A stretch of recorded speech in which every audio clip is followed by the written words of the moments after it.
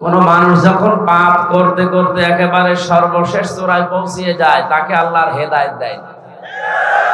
কথা বোঝেন? সারাটা জীবন জেনা ব্যভিচারে কাটিয়েছে, এই যে সিনেমা করা, নভেল নাটক করা, এ কি ভালো কাজ? সব সময় জেনার ভেতরে থাকা লাগে। পরনারীর দিকে আপনি সব সময় তাকিয়ে আছেন, তার হাত ধরছেন, আরো বাকিটা নাই বললাম। এই সমস্ত কাজে সারা জীবন যে কাটিয়েছে, তারে আল্লাহ কোনোদিন ভালো বানায়? তারে তো হেদায়েত দেওয়ার কথা না। এই জন্য আল্লাহ তারে আর হেদায়েত দেবে না বলে আমরা মনে করি, কারণ আল্লাহু লা ইয়াহদিল কওমাজ জালিমিন। আল্লাহ জালেমদেরকে এখন পথ দেখাচ্ছেন না, ভবিষ্যতেও তিনি দেখাবেন।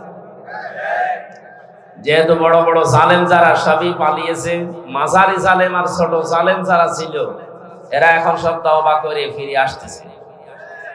আজকেও দেখলাম এক জেলাতে প্রায় 250-র উপরে তাওবা করে কালেমা পড়ে মুসলমান হচ্ছে। মনে হচ্ছে যে ওরা এতদিন অন্য ধর্ম ছিল।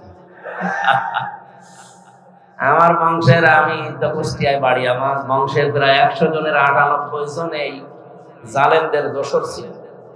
আমি যে 3টা বছর জেলে ছিলাম, কোনোদিন তারা জিজ্ঞাসা করে নাই আমার বাবার এই যে ছেলেটা জেলে আছে না কোথায় আছে। করোনাগার টিপ্পনি কাটতো যে ঠিকই হয়েছে।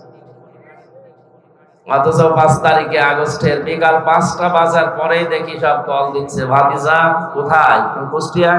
আমরা সব মুসলমান হব। মুসলমান হবো মানে আমরা সব এখন জামাতে ইসলামী করি। হ্যাঁ, আপনি এই 4.5 ঘন্টার ভেতরে পাল্টিয়ে গেছেন। যেভাবে অন্তত শুরু হয়ে গেছে সারা দেশে। গত পরশু দিনের জরিপ পেয়েছি, আল জাজিরার একটা জরিপ এসেছে বাংলাদেশ সম্পর্কে। এদেশে এখনো 100 জনের 14 জন মানুষ, এই যে 850 বছর আগে পালিয়েছিল লক্ষণ সেন, তার বোন পালিয়েছে 850 বছর পর। এই মহিলাকে এখনো পর্যন্ত 100 জনের 14 জন নাকি সাপোর্ট করছে এই দেশে। কারা আছে আমরা জানি। দালালি যা করেছেন বন্ধ করবেন আশা করছি। জনগণের সামনে পড়লে কিন্তু আর মাথা থাকবে না কল্লার উপর।